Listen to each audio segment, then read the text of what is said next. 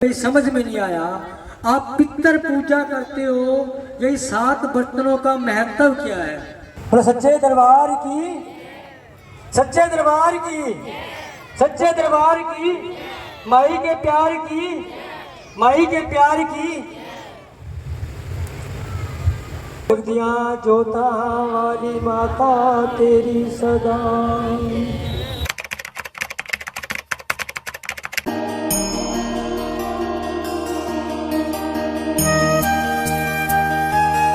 शांताकारं भुजगशयनं पद्मनाभं सुरेशं विश्वाधारं गगनसदृशं मेघवर्णं शुभं लक्ष्मीकान्तं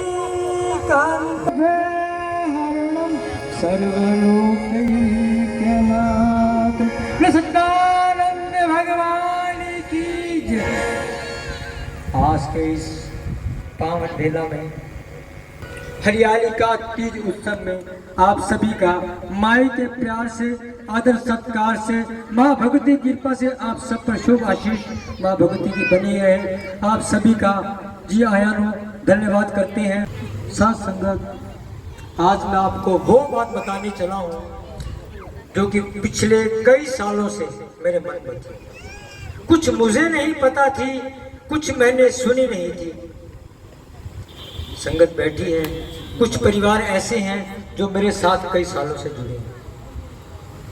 हमारे आदरणीय सुनील जी मैनी हैं, चिराया साहब परिवार है, हमारे जय भगवान जी टेंट वाले हैं, या और बहुत सारे परिवार हैं। मोहल्ला साहब जानते हैं, कोई नई बात ना कल्याण।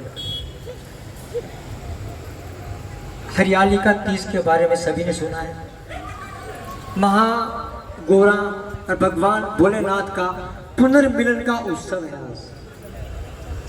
लेकिन आप जो दर्शन कर रहे हैं इन 7 बर्तनों के अनाज के, कि आपके सामने अक्सर संगत पूछती थी कि भगत जी हमें समझ में नहीं आया, आप पितर पूजा करते हो, यही 7 बर्तनों का महत्व क्या है? अक्सर परिवार के लोग भी हैं पूछते थे, लेकिन पता बहुत, हमारे चाचा जी बैठे हैं, मेरे पिताश्री जी बैठे हैं, बहुत कम पता है कि कारण क्या रहा। इतने साल हो गए, चाचा जी कितने साल हो गए आप? कितने साल के हो गए? 65 साल के, तो 10 साल की तो याददाश्त हो गई। 55 साल से ये पूजा देख रहे हैं। मेरे पिताजी बैठे 76-70 साल के, तो पाकिस्तान से आए हुए हैं, तो उनको वहां का भी याददाश्त। कारण क्या है? जो मैंने माँ भगवती के आशीर्वाद से, मेरे सदगुरु बाबा फूलनाथ जी के आशीर्वाद से जो विद्या पाई, जो रिसर्चें करी, उसमें से मैं आपको बता रहा हूँ। ये जो पर्व है सप्ताह, इसको हमारा परिवार पूछता आ रहा था। इसको बोलते 7 अन्न पूजा, कि 7 अन्न का मतलब होता है 7 तरह के अनाज की पूजा।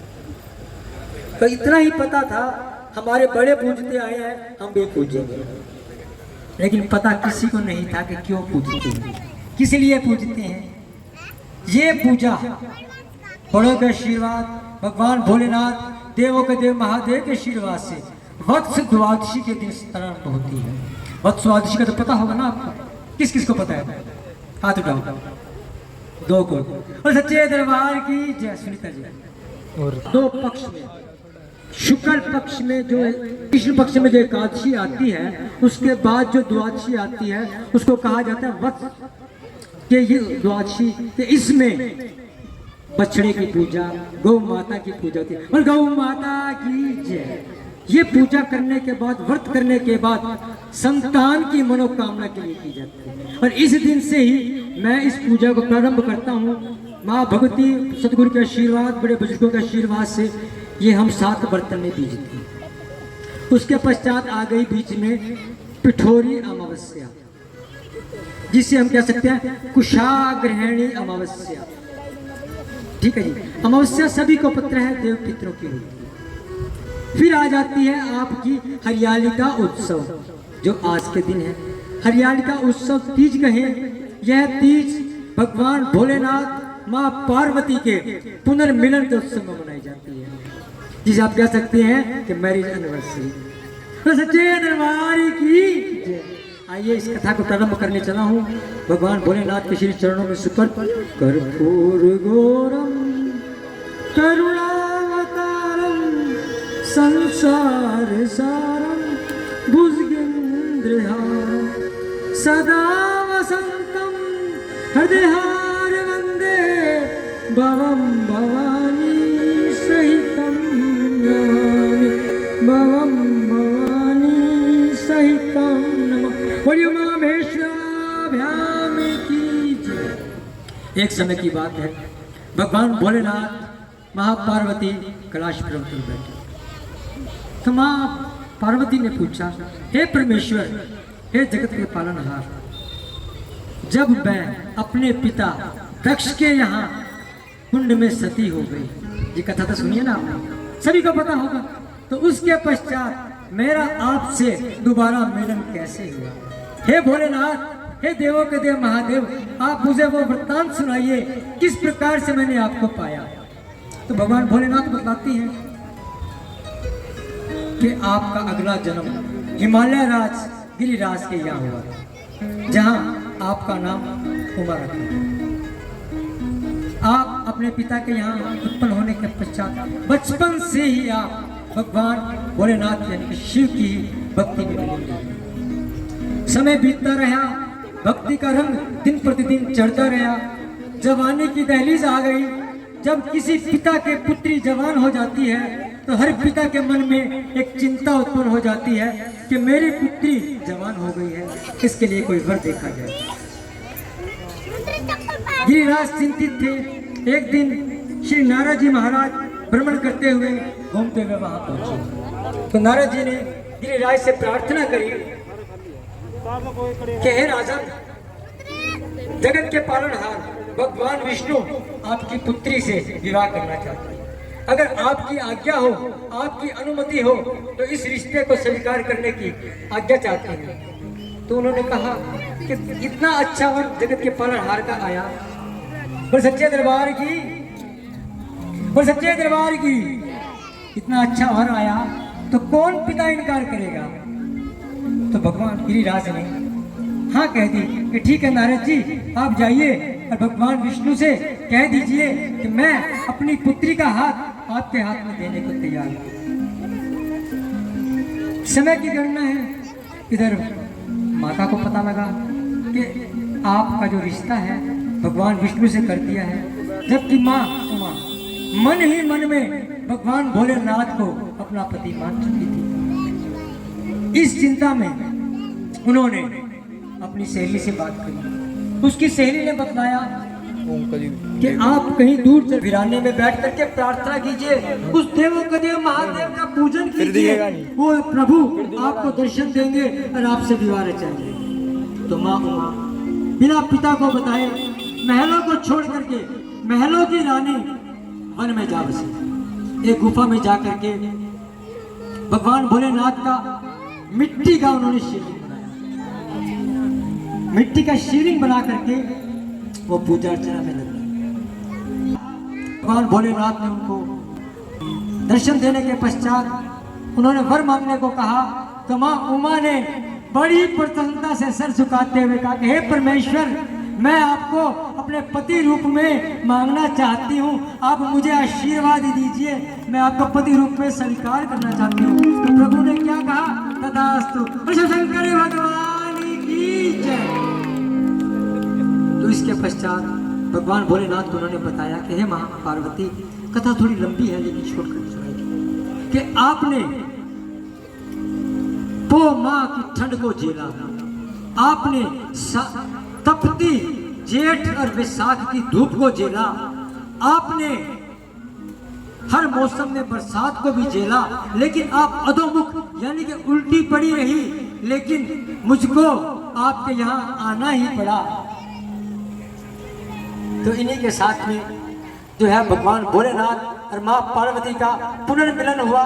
भगवान भोलेनाथ कहते हैं, हे उमा, हे पार्वती, आज के पश्चात इस युगों युगों तक संसार में भादो मास की शुक्ल पक्ष की तृतीया के दिन जो आपकी इस कथा को गाएगा, मेरे पुनर्मिलन की कथा को जो गाएगा, मैं उसकी हर मनोकामना पूर्ण करूंगा।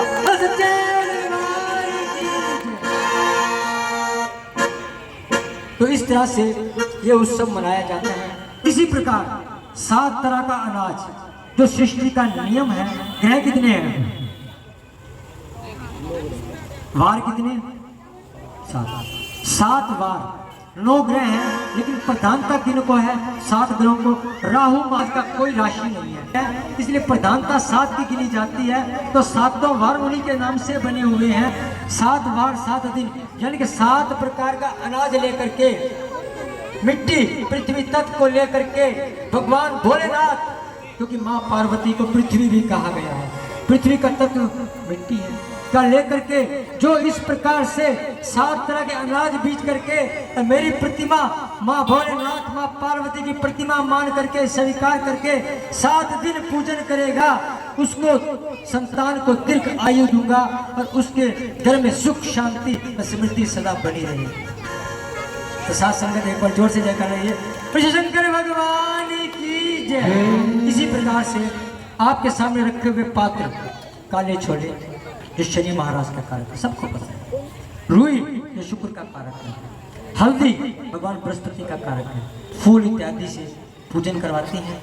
आप अपनी श्रद्धा भाव रखते हुए जिस किसी के मन में जिस भी इच्छा की हो, आप पूजन करके माँ भगवती के श्री चरणों में मस्तक रख करके आप अपने मनी मन में मनोकामना मांग सकते हैं, चाहे उस संतान की चाहे किसी की हो। मेरे भोलेनाथ के आशीर्वाद से आप सभी की यह मनोकामना पूर्ण होगी। ये जब पूजा मैंने कथा सुनाई, आज से करीबन 300-400 साल हमारे, जहाँ तक मुझे पीढ़ी दर पीढ़ी याद है, परदादा श्री चांदीराम के पिता बाबा न्यामत राम जी, बाबा आसाराम जी, बाबा हीरानंद जी तक तो मुझे हिस्ट्री मेरे पास में है कि इन्होंने पूजा चलाई है।